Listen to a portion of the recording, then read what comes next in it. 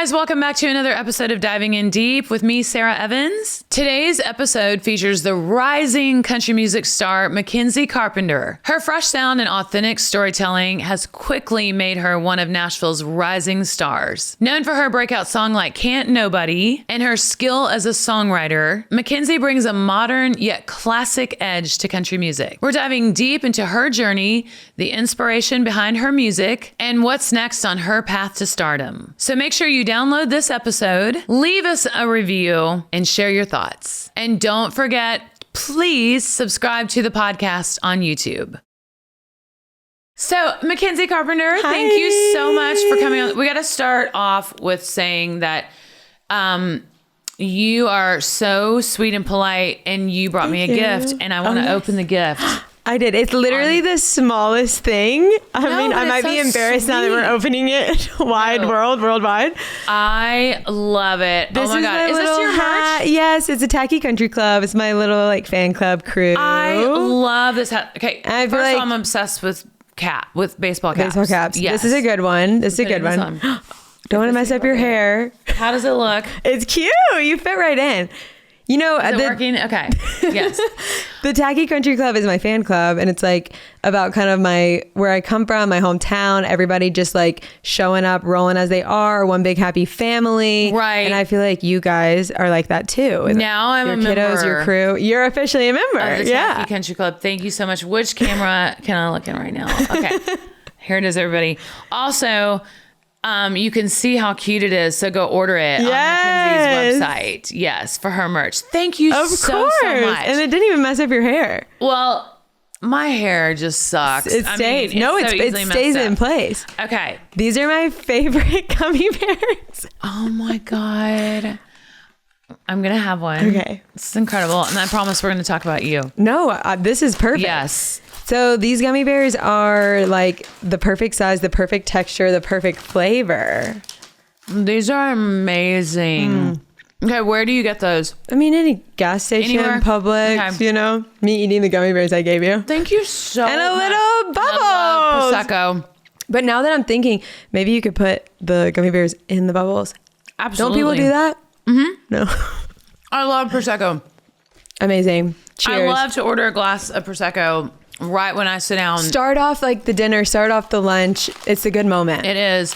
We're each going to have a few more. Okay.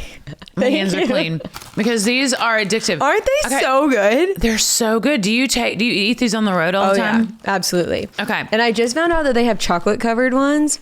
Oh no. I haven't tried them yet. I wouldn't if I were you. It might be too much. Well, you can. I'll get addicted. You're so tiny. But yeah. Okay. Thank you so much. These are delicious. Also, what the world doesn't know is that my son Avery plays guitar for you on the road a lot. He does. Yes. And you guys opened for us the other night, which was so weird because we had so much fun. Thank you so much for having us. Oh my God. Really. Thank you for your show. And I watched your show. Did you see me? I saw you. Yes. Thank you for watching. That really means a lot. Absolutely. And I told Avery that I wasn't watching him. I was watching you. Mm-hmm. And now after this, you can tell us like give us our pointers, You don't need any pointers. Well, thank you. I mean, I think your bass guitar player is the best dancer. He is so happy on stage. I can't stop eating these. They're I know. So good. We need to stop because we keep talking. I'll eat them after. We're probably like, why is he so happy? He is back there dancing his ass off. He is. He's the sweetest. He's like so enthusiastic. He's so happy to be there. Mm-hmm. He like knows the songs. He's singing the songs. He's dancing. So many people are like, hey, can I actually meet your bass player? Right. So it's been like such a blessing to have him because you guys sound great with a 4-piece, right? Thank you. Yeah. 4-piece band. Yeah. Which I think is awesome. And I was just talking to somebody about how, art, the whole thing about being an artist is a lot different. Although you do have a major record label deal. Who are you signed with? I'm at Big Machine. Okay. Yeah. So you're not an independent artist. No. You're with Big Machine. So that's cool because I've been having so many independent artists on. Yeah. Avery being one of them. Mm-hmm. He just made an EP. I'm so excited. He played tell me what you think of his music. I'm obsessed with, is it called Paloma? Paloma. I mean, like, what's your fave? Paloma is my favorite. I'm obsessed with Paloma. Yes. There was another one that he played, Clean Break. Clean Break is amazing. That was so good, but I couldn't get Paloma out of my head. Yeah, Paloma is, I think, you know, it's that center song to the project. It is. And it's such a good vibe. And having his sister's harms, you know, I'm a big like sister harm thing. My brother's also on the road with us. That's what I was going to talk about. So we have the whole family crew. So your brother is Micah. Yes. And Avery and Micah both used to play with for Connor. Smith. I know. They became great friends. And then so now Avery has been going out with you. Yeah. And he's loving it. He said, everybody's so cool. Everybody's so nice. And he said, you're great to work with and that you're cool as shit. He really has great things to say about you. I feel the same about him. I'm so excited for his artist project. He's so talented. My family loves him. I love him. He's always like such a good sport. So excited to be there. And you know, he was like built for the road, literally like born on the road, raised by the road. Seriously, he was. Yeah. And like literally we had this sweet conversation. We were talking about like having babies one day and blah, blah, blah. Cause I just got married. And I was like, yeah, I just don't know like what I'll do. Like, will I go out and tour the whole time? Or like, what will I do? And he goes, you can do it because that was me in my mom's belly. Right. When she was out doing it. And it was such a sweet comment. And not only in my belly, but you can do this. What I always tell girls, you can do it because in fact, it makes it more fun. But I just took them on the road with me everywhere I went. I didn't go anywhere without them. All the way up until, you know, Avery was 6 and he started kindergarten and that kind of stuff. But then he was still always missing. I mean, like I was probably always like right there on the verge of being arrested for truancy because I would take them, you know, everywhere, out of school all the time. Yep. But yeah, so do it. Have lots of babies. You'll love it. You'll love it. Now, does your husband travel with you? He does when he can, but he has like a real person job.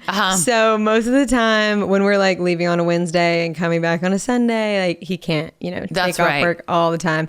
But he honestly comes to like the cool ones. You know, he gets like the luxurious side. He's not at like all the random casinos that I'm playing in Iowa. Yeah, totally. He comes to like Red Rocks. Stagecoach. Actually, I haven't gotten to play Red Rocks yet. Oh, okay. That's definitely something that He'll I go to that would love to sure. do. He will definitely be there. Yes. And then, you know, my parents come out as much as they can, which is so fun. Because I mean, loved meeting two them. of their 3 kids are out there anyway.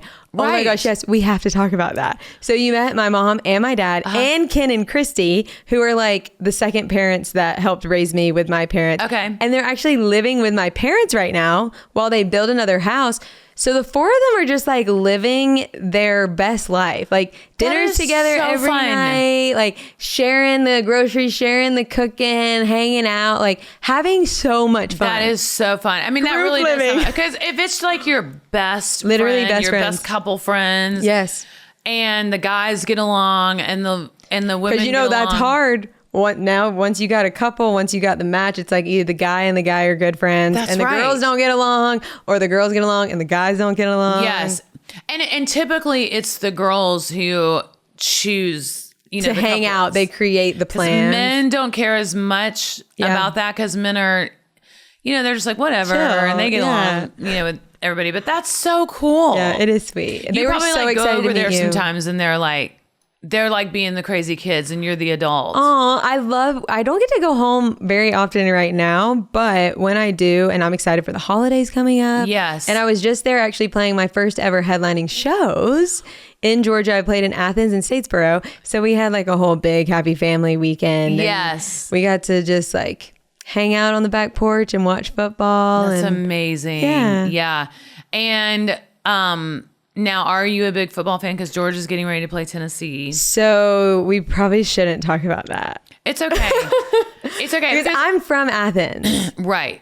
Well, okay. But so I like, you know, me and Avery, we've like been in the van together. We've coexisted. You have. Is that all right? It's fine. No. So my stepdaughter played basketball at Georgia. Oh, okay. Sarah Ashley Barker. For 2 years. So coexist. So I have a love for Georgia because of that. But now she's at Bama. She transferred to Bama and I think this is her second year at Alabama, maybe third. Time flies by so fast. But of course, my husband is Alabama quarterback. And yes. Yeah. So I'm sure Avery He's pretty defensive for Alabama. But, I don't go too hard. I'm just like, yeah, I'm from there. It's fun to like connect and be part of it. But my family, we come from a very community-driven little neighborhood where like I grew up right next to my uncle and my cousins. Our houses are right next to each other. And like his best high school friend lives in our neighborhood. And it's like this whole big crew, big tailgate, season ticket holders. So I literally got a photo, I guess Saturday. They had cooked an actual gator on the grill. Like I wish I would have brought my phone to show you the photo. It was like, it wasn't really that cute. It was kind of scary. Oh, you mean, okay. For the Georgia-Florida game. So they were playing Florida. They cooked an alligator. Is that like legal? Alligator. Should I be saying this? No. A literal live gator? There's some story about a squirrel being killed that I just heard right before I left home today. No. Have you heard about this? No. I have no idea what it's about, but I guess there's been this famous squirrel on TikTok. No. And the government came in and killed the squirrel. They raided. I don't know. I just was. What did they have to do with the squirrel? I don't know, but I think the squirrel had like 1 million followers. I mean, it's nuts. That's devastating. That was a good joke. Who was in charge? Slow over here. Accident. Who was like owning the squirrel? As soon as we're done, I'm going to investigate. We'll look it up. And then. But your cooked alligator might be in the news as well. Yeah, maybe I shouldn't. So did you? No, it's so fine. No. I wasn't there, but I got the photos. Why would it be illegal? I don't know, but I got the photos, and they had actually like done it up really nice on the table with like all these kind of like corn and sausages and all that in the middle, and then they had like chicken in its mouth. It was more of a display piece, but I think they did eat it. Yeah, it was seasoned and everything. Well, you can eat alligator, right? Yeah, I guess it's like frog legs or something. Have you had frog legs? I have. I have too. It tastes like chicken. Everything tastes like chicken. Yeah, honestly, it's kind of the same. That's a really, really, really fun idea. They go hard. Yeah. Yeah. Now it would never be able to be the other way. Like True. You couldn't. Absolutely not. Absolutely not. Let's not even. Could not work. Could get you arrested. Yeah. I don't really know. I'm gonna have to investigate this whole alligator thing. Do y'all have plans for the Georgia-Tennessee game? No, because we're no longer invested in Georgia since Sarah Ashley moved to Bama. Yeah. And I don't know. It's like. I have nothing against Tennessee, and Nashville has been my home for so long. Mm-hmm. But Birmingham was my home for 15 years. Yeah. And then obviously my husband is Alabama. That's where he's still the winningest quarterback at Alabama. Wow. So it's just, we are Alabama. Now, I'm from Missouri, and Missouri joined the SEC like 10 years ago. Okay. So that made it kind of weird. Yeah. Because then you got a lot of places. I'm pulled. You are. But different directions. In a lot of different directions. But for the most part, 99% of the part is Alabama. Yeah. I'm an Alabama fan. Well, I'm going to be in Athens playing a pre-show tailgate, actually, at the Georgia Theater for the Georgia-Tennessee game. So that'll be super fun. It'll be a fun weekend. Super fun. Yeah. Let us know if there's any more gators on the grill. Yeah. You know they do that. Gators on the grill. You know they do that all the time. Yeah. Like, I'm sure they're not the only ones either. They couldn't have just thought of that out of the blue. No. Okay. So let's talk about your music. I love your voice, by the way. Thank you so much. I love your voice. Thank you. Avery, because I always want to know, like, are they a good live singer? Because that's what I pride myself the most on. Is like, I have to be a great live singer or I'm not legit. Yeah. And I don't let my vocals be tuned during the shows ever. Yeah. I would feel like a fraud. I get that. Yeah, I did that. One time somebody asked me that and I didn't even know that existed. Exactly. I guess we haven't gotten that far yet, like with our setup. Like I don't have a soundboard or anything yet, but I was like, you can do that? Right. Maybe I need to. I mean, but maybe if I had strep throat. Yes. They're like, what do you call them? Extenuating circumstances. Yes. That's going to be the name of this episode. Extenuate. Because we've already talked about a lot of extended family and extenuating circumstances. But no, so you are a great live singer. Thank and you. Avery said that you have a lot of vocal control and just real like that's so kind.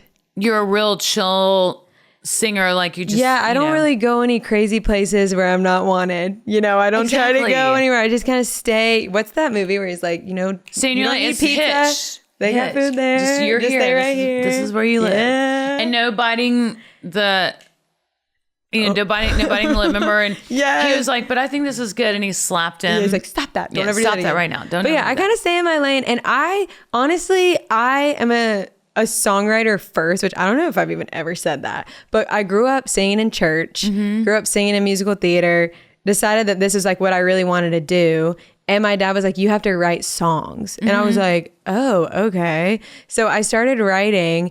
And so I think obviously I could always improve in every single circumstance or whatever. We all can. But I think that when I'm like doing a show, I've never been the girl that can like hit the highest notes or like do the craziest vocal run, but I love to win people like with my lyrics or with like a witty turn of phrase or like just saying something the way that they might not have heard it before. And so it's very Casey Musgraves. I'm such a fan of her. So same. Thank you. Iconic. Love Golden Hour, especially. But you're exactly right. So I am so anti over singing with shit lyrics. Like I would rather any day hear Paul Simon, who undersings, but with incredible has those lyrics. Yeah. Yeah, no, I definitely agree. That's what I heard from you side stage. Although I wish I had been able to go up front and listen to you because I couldn't hear your voice as well as I wanted to because I was side stage. Yes. But well, thank you. That means a lot. Yeah, but I do. I love that. And I think there's so much to be said for that. It's like when you watch an amazing film that is like, it's not the big blockbuster, but it might be like August Osage County.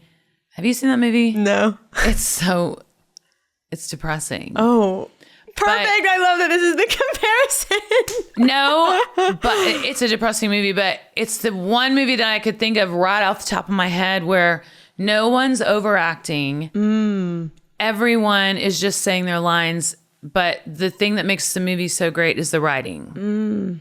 And I gotta watch it. You need to watch it. It's sad. It's sad. I mean, but I just don't ever, I'm not ever drawn to the big oversingers who have no range of emotion. It's just like a lot of in your face. Yes, just in your face.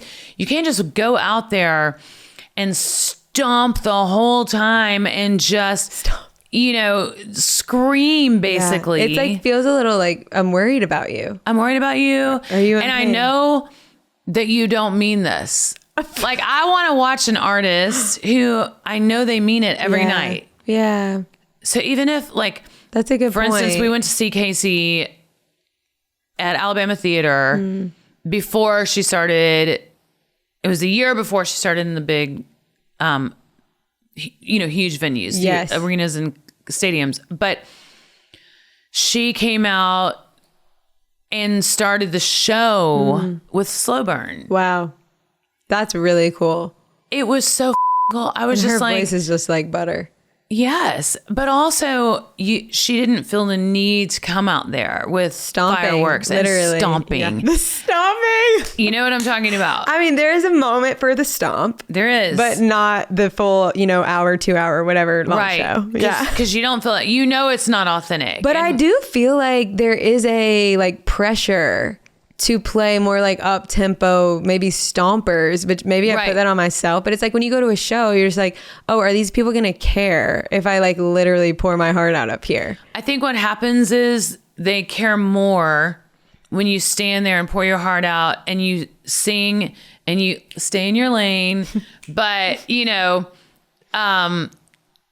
I'm sure we're going to have to edit that out because all three of my kids are going to be like, oh my God. When I try to do that move, because I'm a terrible dancer. I was on Dancing with the Stars. No, tell me everything. Well, tell me more. I probably would have won. And I only say that because of my fans, not because of my dancing. Because they voted for you. Because they kept voting for me. They were voting our girl. And I was a great dancer on a couple of the things, but it was only the things that, like, one was like, these boots are made for walking. And so I had to do like country dancing. How fun. Yeah. Were the outfits like amazing? I need to see them. You've got to go watch my dances. Girl, I'm there. Some of them you will die laughing. You will know what I'm saying when I say that. Wait, how were you feeling when that was happening? Were you like, I was going through a divorce, first of all. So was this like a confidence builder? Was this like out of my comfort zone? No, it was terrible. Oh, no. I enjoyed doing it, but I was the only mom. It was terrible. I had 3 kids under the age of 5. And I was the only mom. So after about 4 hours of rehearsing, I just wanted to get back to my kids. I was like, okay, I've been away from them for too long. Because I'm like an obsessed mom. I was just like and you have the sweetest kids. Thank you. And I was going through a divorce, so I was just crying all the time. And there are episodes where you can see that my eyes are swollen from just crying because divorce is very hard. I mean, it's just one of the hardest things you can ever experience going through.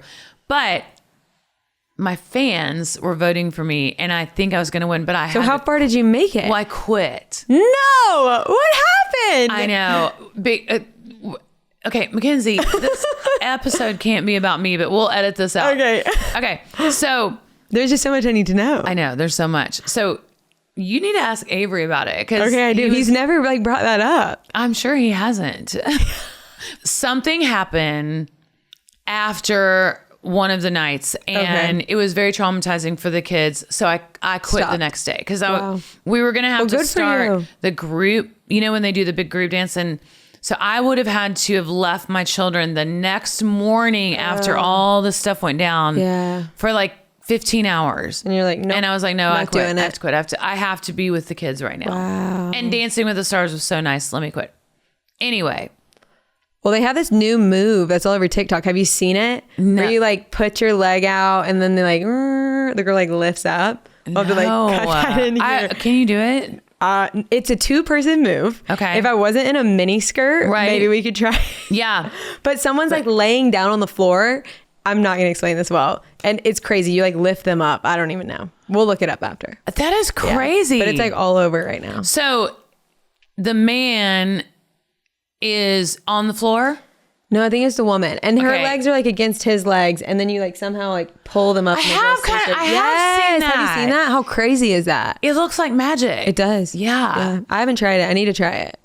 How do you and Micah get along on the road together? Good question. I'm sure Avery's told you this, or maybe he has, maybe he hasn't.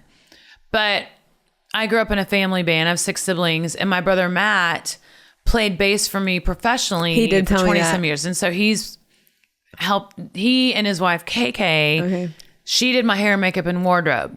So they helped me raise the kids on the road. So That's Matt like has such a perfect recipe. I mean, Avery and my girls have such reverence for Matt and KK because they feel like second parents to them. We got along great doing that because he is older than me, but I was his boss. So we had like a level respect. Okay, that's a great way to put it. I've never really heard anybody say it like that.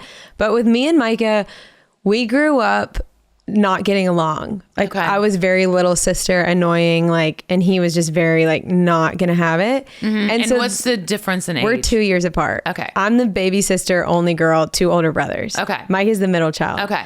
So grew up not really getting along. And then honestly, it's so cheesy to say, but music is like kind of what brought us together because he was always into sports, like one foot in music, one in sports. So what do? I was always like, I'm going to go sing. And so I moved to Nashville, came here, like started being like, oh my gosh, like I just ran into this person on the street, or this person came to my school and spoke and blah, blah, blah. And he's like, oh my goodness, really? That's crazy. And he started getting excited about it. And then I think baseball, he's just been doing it for so long. And then I was, starting to write music. And then he was like, well, maybe I'll start writing music. And McLean and Micah, my 2 brothers, are actually like who taught me to play guitar. They helped teach me piano. Oh. So it was always just like a very like family vibe.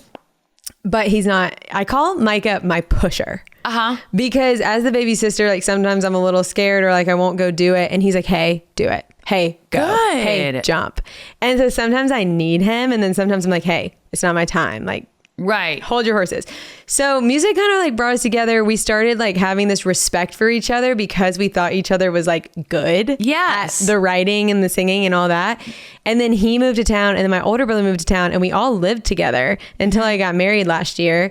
And it was like such a fun time. I feel like I just brought him into the fold of people that I had already met. And then he, created his own crew out of that. And having him on the road, I kind of call like my security blanket. It's just like, it's like a piece of home out there with you. Yes. He is like, I just know that if anything goes wrong, he's there. Right. If I'm like scared in a hotel room, I can stay in the room with my brother. Like as silly as it sounds. No, I totally all the crime podcasts. Yeah. You can freak yourself out.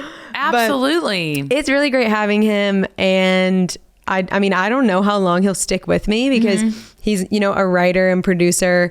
He doesn't want to do the artist thing, but he definitely wants to keep growing, writing, producing. Right. So I think it'll depend on like what shows I'm on. Honestly, he might be like, nice guy. I'm out. He is. He's great. He really is. I love Micah. He is.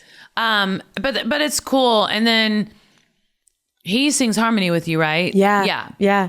On most of my songs I put out, he's the singer. Every now and then there's another person that'll pop in. I have another girl named S.J. McDonald who is like stunning vocalist and she's on some of them. We love to write together.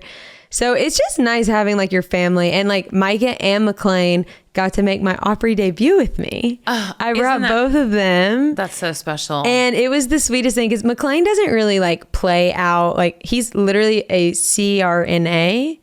And so wait, what? I know. He's a nurse anesthetist. Oh, okay. Yeah.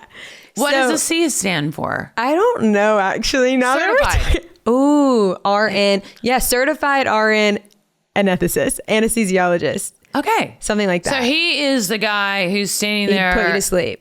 Putting you to sleep with the anesthesiologist. So or he is the only actually, guy. I don't really know how it works, but like he's solo. Yeah, like he's not an anesthesiologist. He's a nurse of anesthesia, but they're in there like by themselves doing it. Right. Okay. Yeah. I don't know. But anyways, they made my Opry debut with me, and we call McLean like our campfire singer because he was kind of the one that like picked up the guitar for fun, and like he got into all the like I don't know, our version of old country classics and got us into that. And so we would always just like have our back porch hootenannies, or like our whole neighborhood, or my uncle and his friends, they make moonshine, maybe throw an alligator on the grill, and everybody's got a guitar, they're like hitting the table like a drum, and everybody's just like going around and playing. And that's how we like, really started playing this kind of music. So they were such a special part of that. I wanted to bring them with me, and they got to make the Opry debut with me. That is so cool. Yeah. I bet your parents were dying. Oh, it was so special. Literally,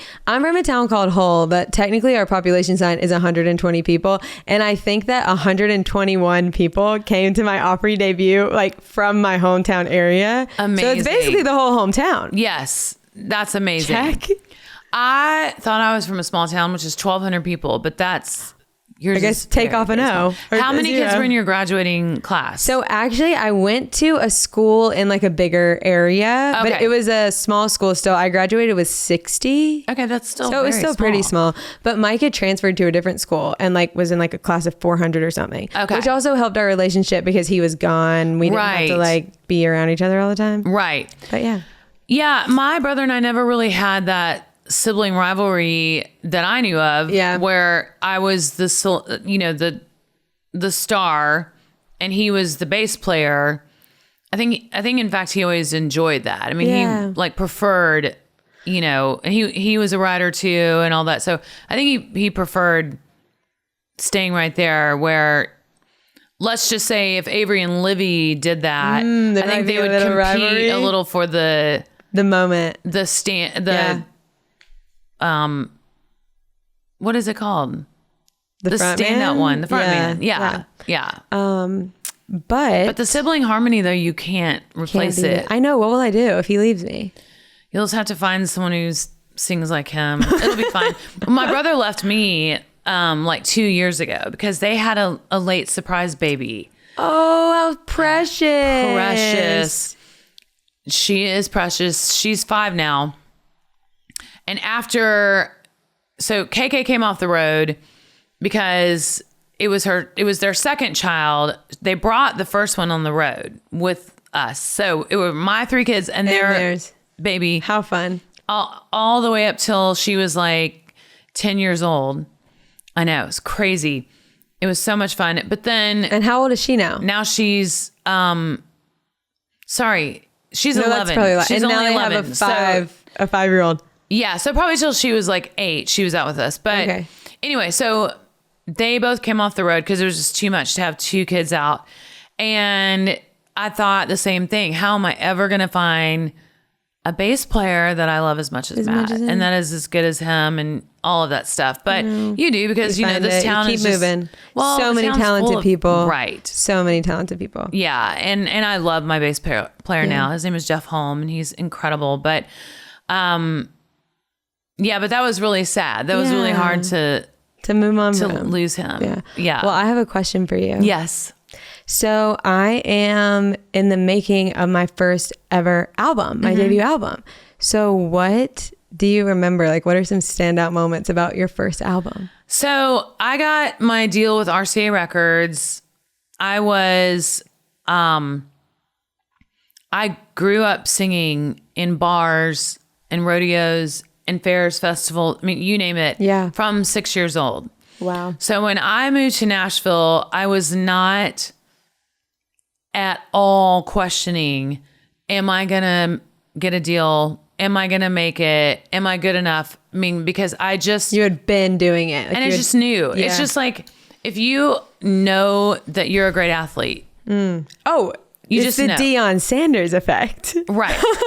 My husband makes me watch Deion Sanders videos. Okay, what does he say? He's just like so confident and so like, hey, I believe in this. He says, I believe in you, and everyone in the room believes in you because he says it. Right. Just like by his actions. Yes. I just knew that. Now, that doesn't mean that I was not insecure about a lot of other things. But when it came to being a singer, you knew you were on the right path. I knew that I was one of the best there is. And I don't mean that bragging.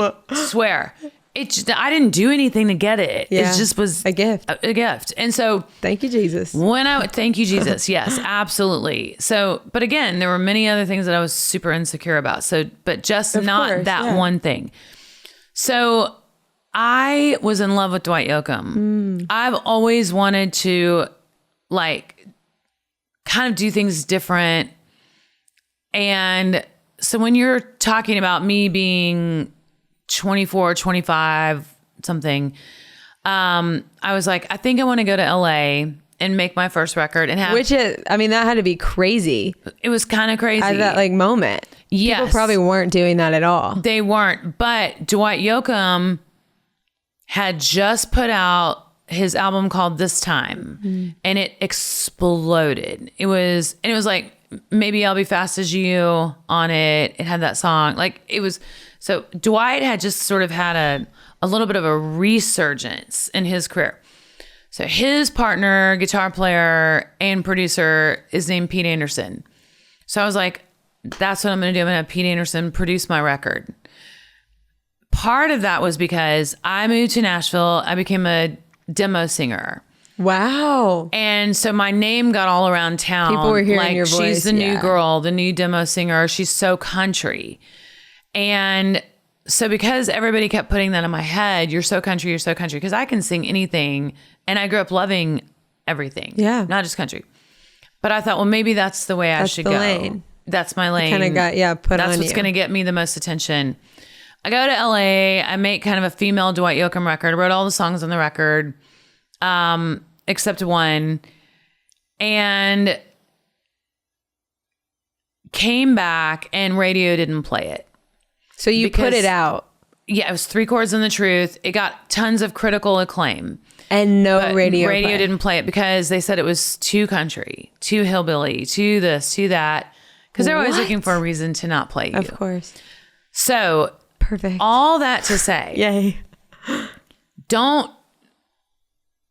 just be you. And like Avery said, you're a really solid, what was the word he used? It wasn't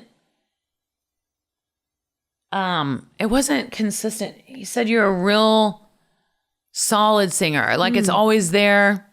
Your licks are always there. Whatever. So And like we discussed earlier about the writing and the no stomping, you don't gotta stomp over sing. So my advice to you would be just that. What we've already discussed, stay in your lane. Do your thing. Do your thing. Yeah.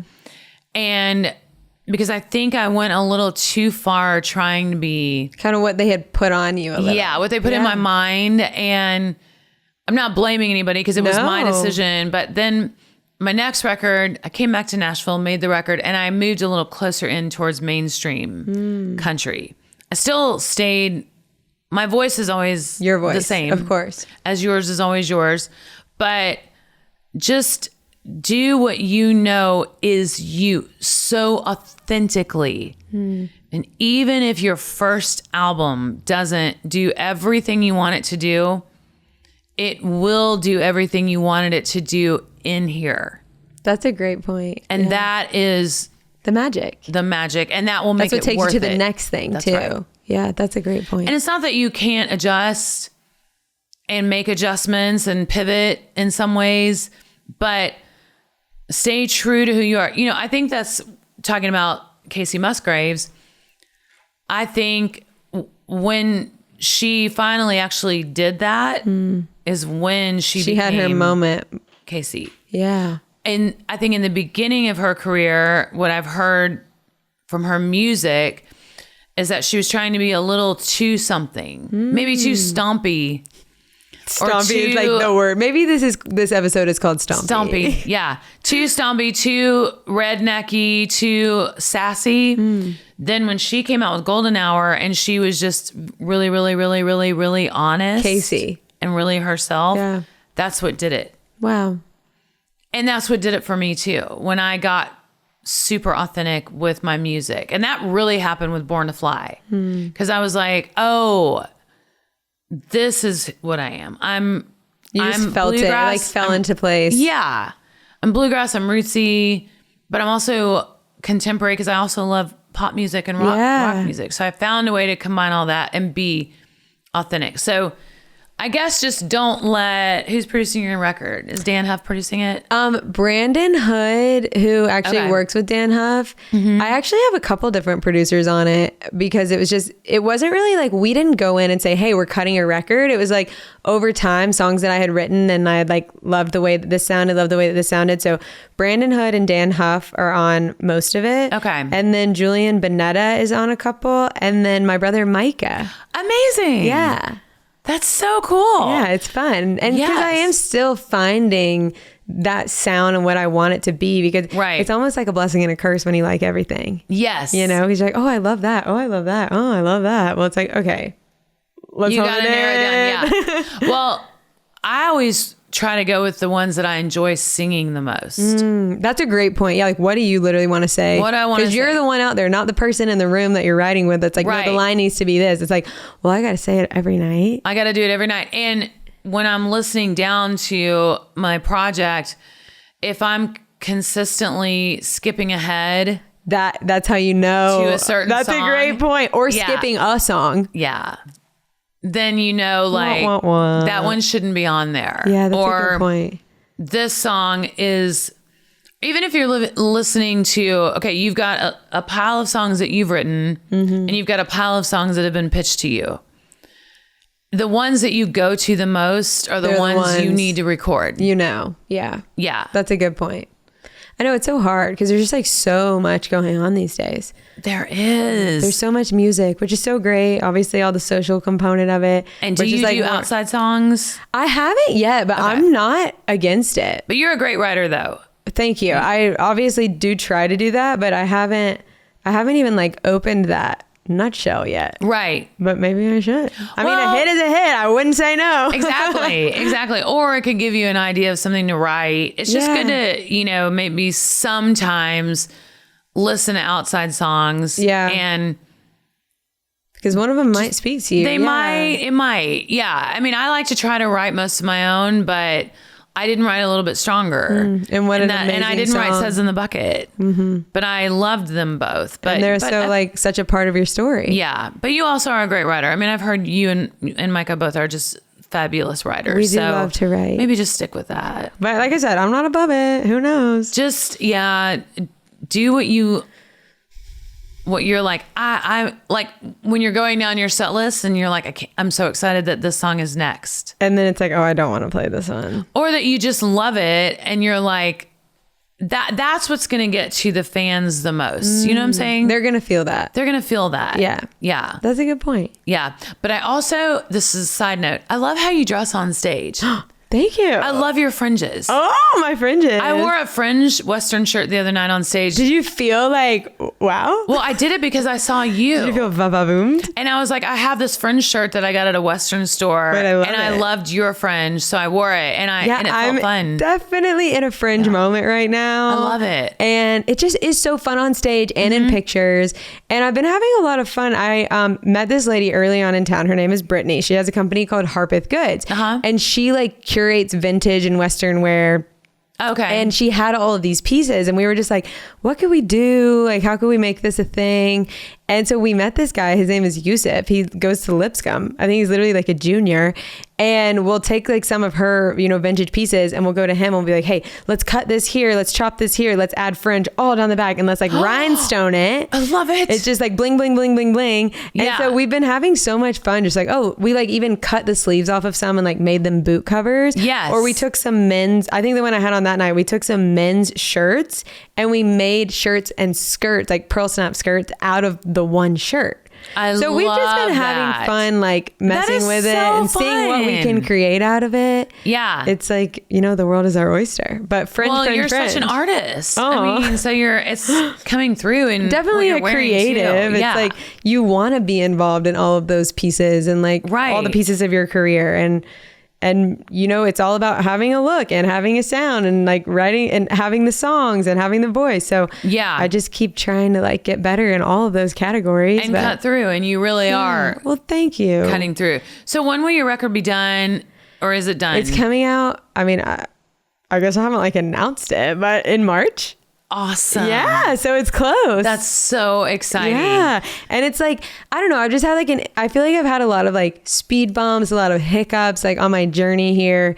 And so I'm just excited to like have a date. Right. To just like put out a body of music. Yes. Because I also think it's going to help me get these things off of my chest and like write more. Right. And like see how people react to it. See what I like when people are listening to it. And I just think it's a good thing. It's what I came here to do. What have you done so far? Like, have you put out? I have an EP out. Okay. And then I have a few like singles since that EP. And those have been on Big Machine? Yeah. Okay. I had never released a song actually when I signed my record deal. I started posting on TikTok, had a couple of songs like do really well on there, but none of them were released.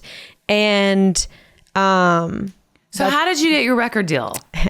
Funny you should ask. I had a couple of songs pop up on TikTok and, for whether it's good or bad, people start calling you. Somehow they find you. Yes. If you get like a certain number, I feel like they just like find you. Okay. What's your biggest TikTok? I mean, it's literally these days, it's probably not even anything. It's like close to 7 million on a song called Huntin' Season. Okay. And that was like, maybe the first year or two of TikTok. Yeah, that's great. I don't know. So at that time, it was like the biggest thing. I'm like, I always try to like get some perspective when I'm looking at TikToks because you can have these big moments and you can have these little moments. But it's like, hey, if I had 7 million people in a room, first of all, I can't even comprehend that. That's like a little out of nowhere. Correct. If I have 200 people in a room, 200 views, sometimes you're like, oh, that flopped. It's like, if I had 200 people in a room, that's a win. If I had 500 people in a room listening to my music, that's a win. If I have 1,000 people in a room listening to my music, like everything you post, getting that many like people to look at it, that's a win. You're so right. Everyone is like a stepping stone. And maybe something blows up and that's great. And then you have 10,000 people in the room. But when you only have 200 people in the room, it's just as important, it feels like. Absolutely. So I started getting some calls from people. I didn't have a record deal, didn't have a publishing deal, didn't have a manager, didn't have anything. And so basically a guy named J.R. Schumann, who worked at the Highway, he like tracked me down. He was like, I want you to be my next Highway find. I was like, well, I've never put out a song. Like I wrote this, but I don't really have like anything. So did you just sit in front of a camera and I was playing rounds and these were videos of me playing at a round. Okay. That did well. Okay. So like behind the scenes, I had found Brandon Hood and I was looking for a producer. We were like talking about recording some stuff. Then JR calls. He's like, I want you to do my next Highway Find. I'm like, I gotta get these songs recorded. Like, oh my gosh. And so then he texted me one day and he was like, hey, I played your song for Scott Borchetta and he wants to hear it. And I was like, are you pranking me? Did you die? I was freaking out. Oh my gosh. And so I met with Scott. I started, kind of doing the rounds and like meeting with people, was kind of down the road on, like in some publishing relationships. This is like the shortest. I mean, I'm trying to make it short. No. And so then I went and I ended up at Big Machine and I brought in, the music that I had like worked with Brandon on, and Scott came in and he helped us like take some of the things that we had done and like really elevate them. Honestly, he took some of the sounds and some of the things and he gave us some references and he was like, this would be really cool. I see where you were trying to go, like lean in here, or like this isn't quite right. And he helped us kind of tweak those recordings. And then that body of work was my debut EP that came out in April of 2023 last year. Okay. I think, yeah. Just a year ago. Maybe a little over. Maybe a little over a year ago. Like this April will be 2. So we're getting close. Okay, gotcha. But yeah. So then we geared up for new music. We put out a couple of songs this year. But like I said, I just had like a little bit of a different journey this year. And so now gearing up to get this debut album out. That's amazing. Yeah. I'm so happy for you. Thank you. I really, really am. And then, in the meantime, like we keep talking about writing, but I love writing. I've gotten to write. Like another thing that was a part of my journey that I kind of left out was the first, like I call it era of like TikTokers with Lily Rose. And we wrote a song together called Villain and she put it on TikTok and it just like went crazy. And I feel like it was one of those first ones like in that crew that started really going crazy. And then she signed a record deal and like things started popping with that song and I got to be a part of it without any like deals or ties or anything and kind of start seeing like what that means to just like be a writer on a song and like what that means like in your bank account or not, Yeah. And then that led to, other writing relationships and I met Megan Moroney on the way and we started writing together and you talking about me, Micah, her and Ben, we call ourselves Jimmy James and we love to write together. And so now I've written with them Hair Salon, Nothing Crazy, which is a duet that she put out of ours, Indifferent, Mustang or Me, The Girls, what else? Oh, I'm Not Pretty, which was her last radio single.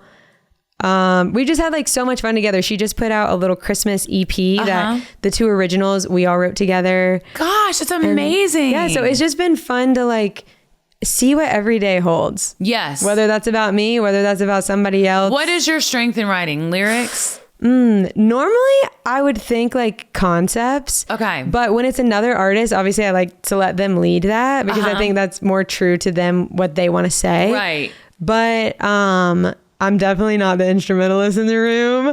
Yeah, but me neither. Depending on what's needed, I love to like riff a melody and then, fill in lyrically, which is like, I guess lyric and melody, but if someone else is more melody, I'll fill in, or if someone else is more lyric, I'll kind of try to do that. So Yeah. I'm kind of the same. Well, I like to write lyrics more than anything.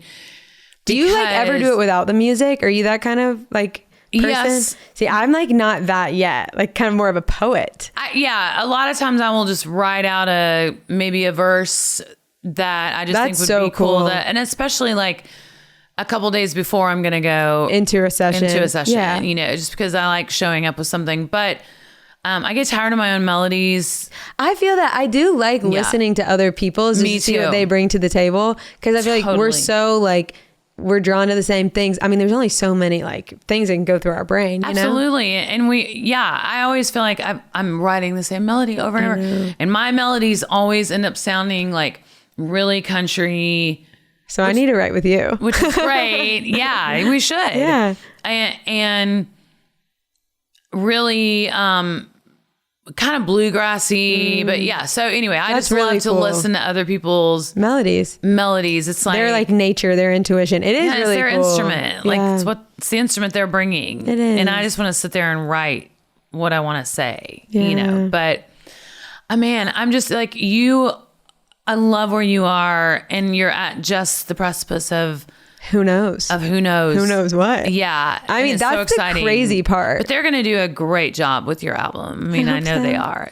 I'm very, very thankful for a team of people that are focused and passionate, because I know when I moved to town, that's all I could ask for. Right. Is people that like see me and they believe in me and they want to help me get to the next level. And obviously it's beneficial for them too. But I think I'm just at a point of like being thankful, because literally the ups and the downs are like so stressful. And my poor husband, he's like literally my rock through this, because he's in a completely different industry. And he's like, he's so like leveling to me, because he's like, hey, that is a lot, but that doesn't matter in the grand scheme of things. Right. You know, like how do you balance those feelings? Is something I'm like learning, because it is important. It's important. And we're in a career where, it's very personal. It's so personal. Yet you have other people telling you what to do or what to wear. Things. Yeah. So you're like, this is so my life and my face and my name. And I created this music and I'm doing this. But then you have to turn it over to so many different people. And then if they fuck up, you're fucked. Yeah. And I know. Isn't that crazy? The amount of things that can go wrong. Ways. If you fuck up, they're fucked. It's true. Too. It's true. You know, so you're in it together. You're like paddling the boat together. Exactly. And one person goes this side, you turn it all the way around. All the things. Yeah. But the amount of things that can go wrong. Yeah. The amount of like balls that can get dropped. It's crazy. I think that's my biggest, like, I don't like balls getting dropped. And it's so frustrating. It is so frustrating. And I drop balls too. Yeah, I mean, I frustrate myself.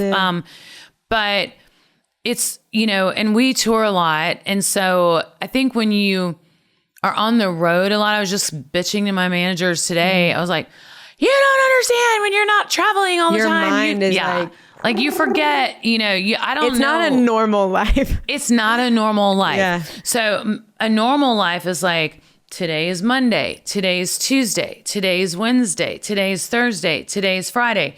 Here's the weekend. Where our schedule is, I don't know what the hell day it is.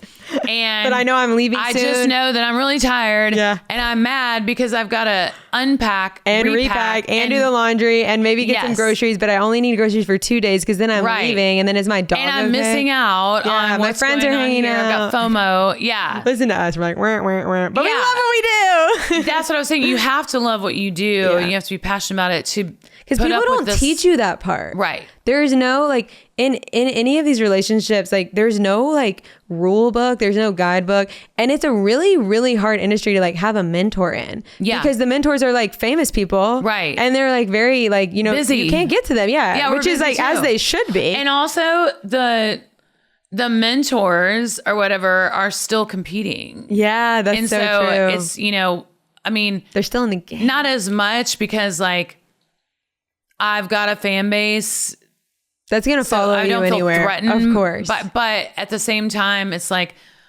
I don't know. I'm still trying to figure things out. And still evolving and changing. Yes. Yeah, it is crazy. When people ask me, you know, what advice would you give to a young singer wanting to make it? And I get this question all the time, and you probably do too.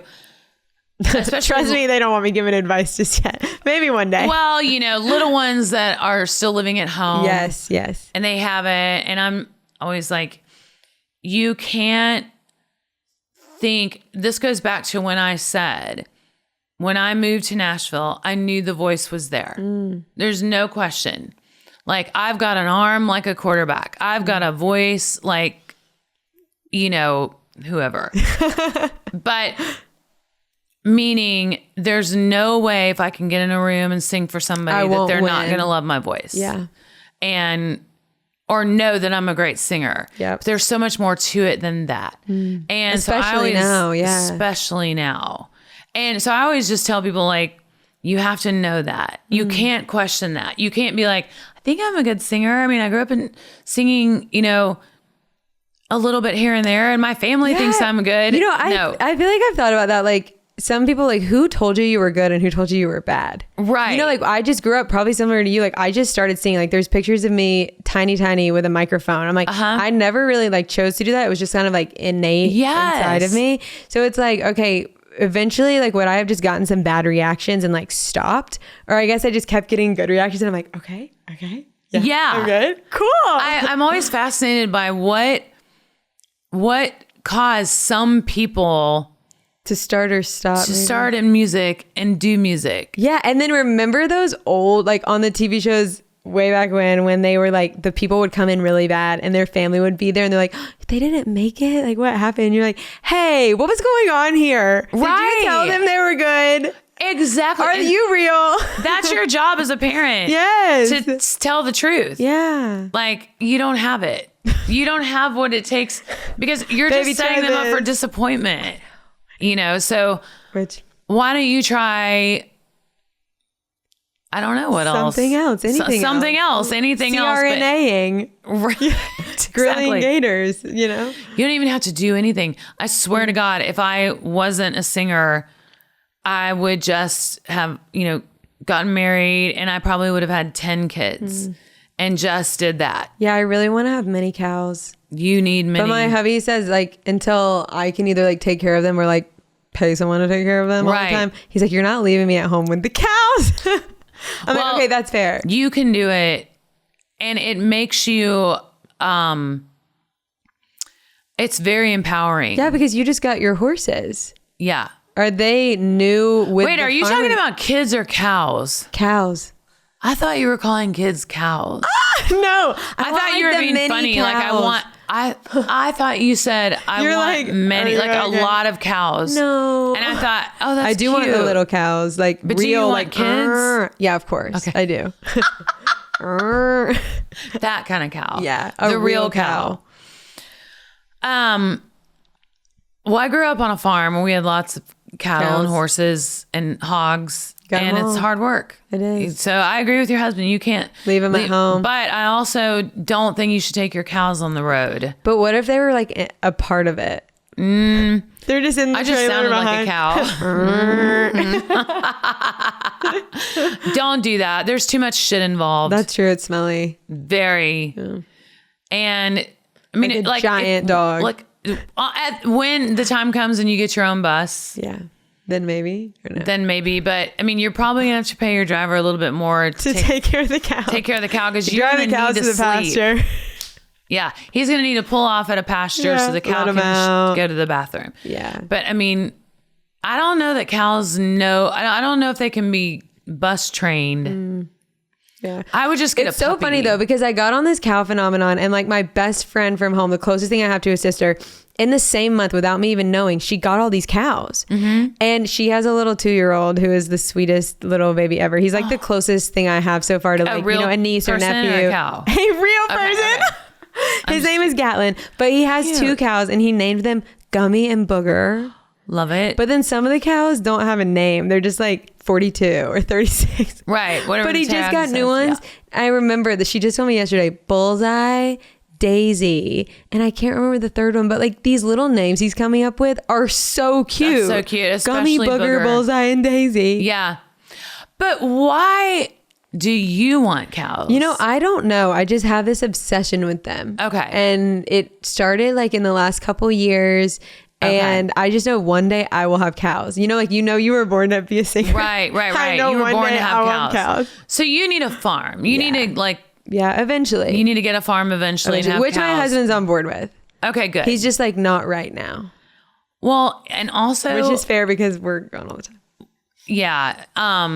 And what does your husband do? He does commercial real estate, financial real estate.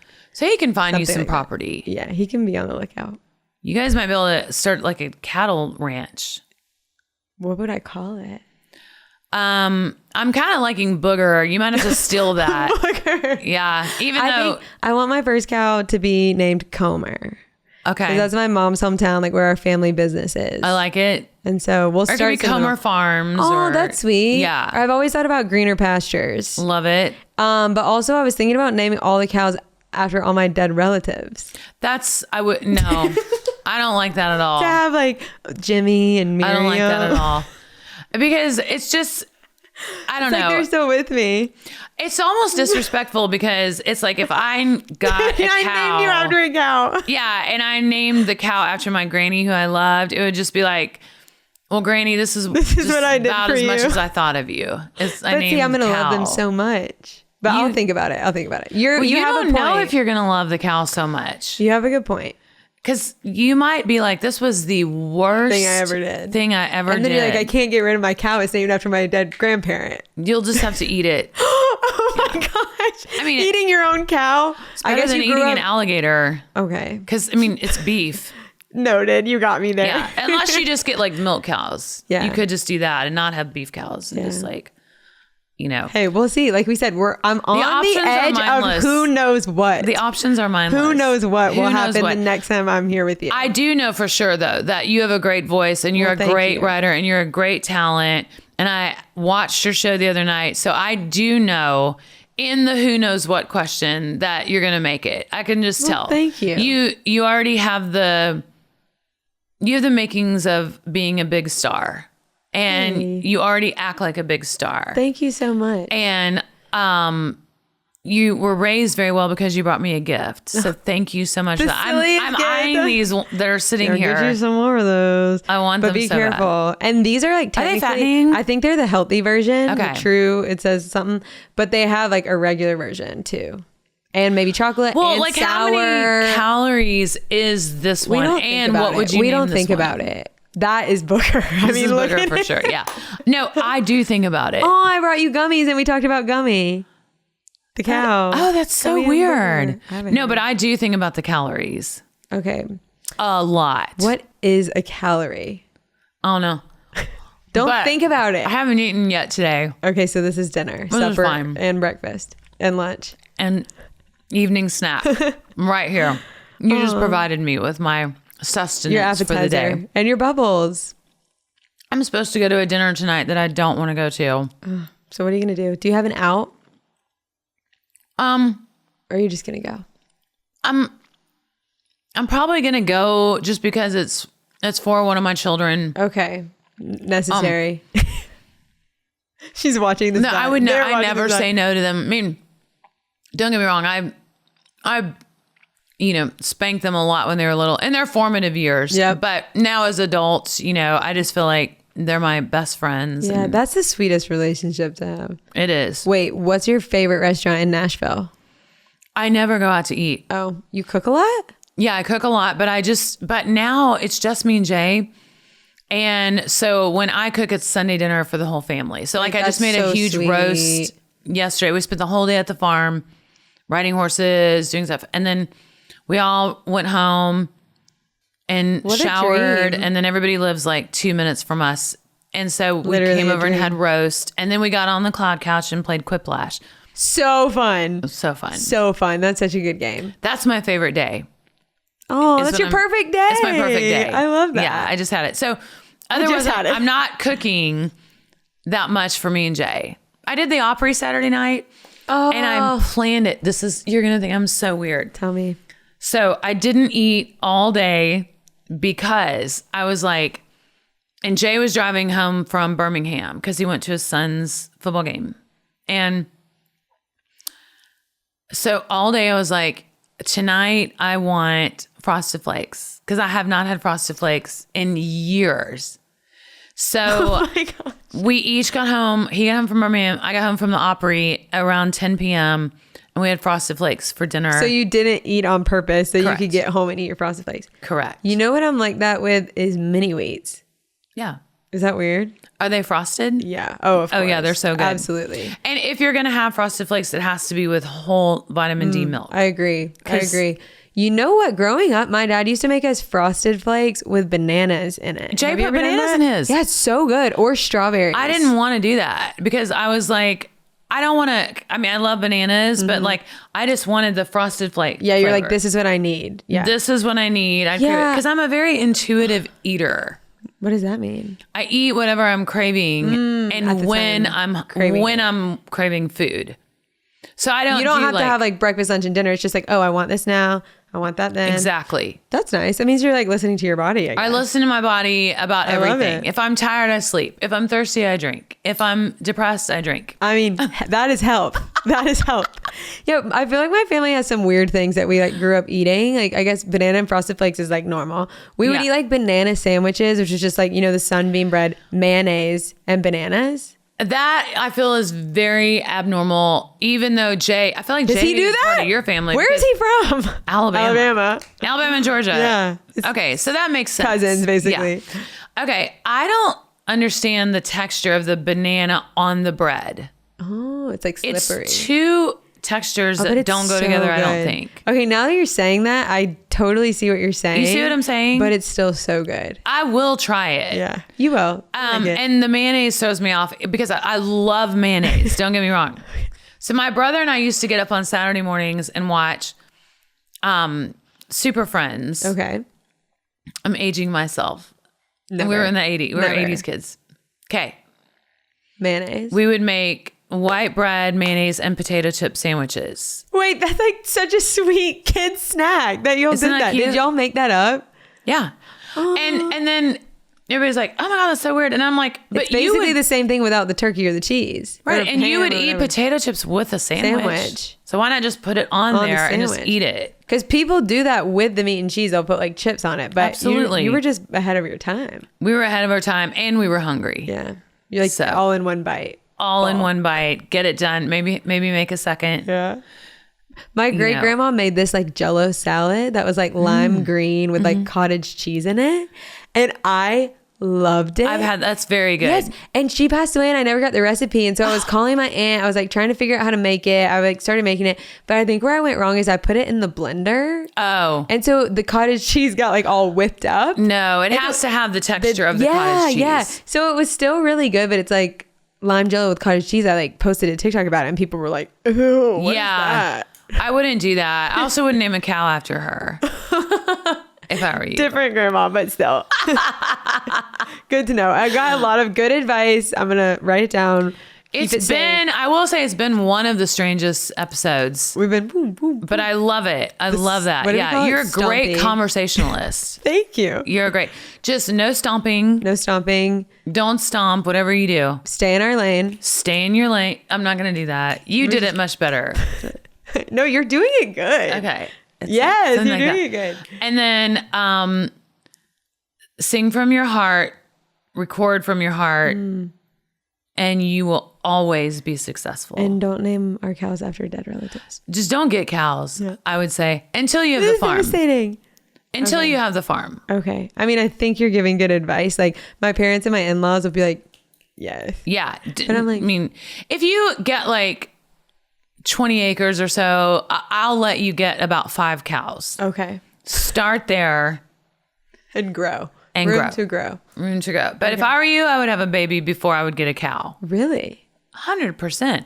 Having a child is the most greatest, incredible blessing that can ever be bestowed upon you. Sweet. So I would do that way before a cow. No, I definitely want that. Yeah. Just not right now. Just not yet. But don't wait though till like, I mean, I waited. I was like, I'm going to have a baby after I have a #1 record. But I think if I had not gotten the #1 record and within a certain amount of time, I would have broken that rule. Yeah. Because I was so desperate to become a mother. So right now, our literal agreement is my first #1, I can get a cow. But I'll think about it. You're preaching. You're giving good wisdom.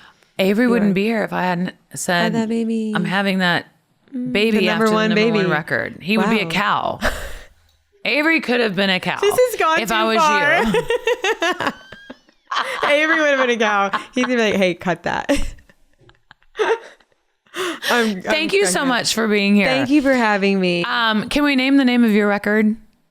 Sure. What I mean, have you named it? I mean, can we announce it? Is what I'm saying. I don't know. Can we? Okay, so your album comes out in March. What is the name of the album? My album is called Hey Country Queen. I love it because it's me introducing myself to all the country queens out there. I love that. Like, hey, it's me. Oh my God, I love it. You're like a country Barbie. Oh, it's probably because I have on pink. And the wave. You just did that wave, like. Hey, Ken. Hey, Ken. Yeah. And you look like Barbie. Well, thank you. I mean, you're beautiful. She's a cutie. Thank you so much. I appreciate you coming on. I wish you all the best. Thank you. All the best. Thank you. Even with the cows. Yes. I'm going to have to think about that though, okay? Okay. Yeah, we'll keep in touch on that. We will. Thank you so much for having me. You are more than welcome. And thank you for letting us have Avery on the road. We have so much fun with him. He needs the money. Well, so do I. Don't we all? Oh my God.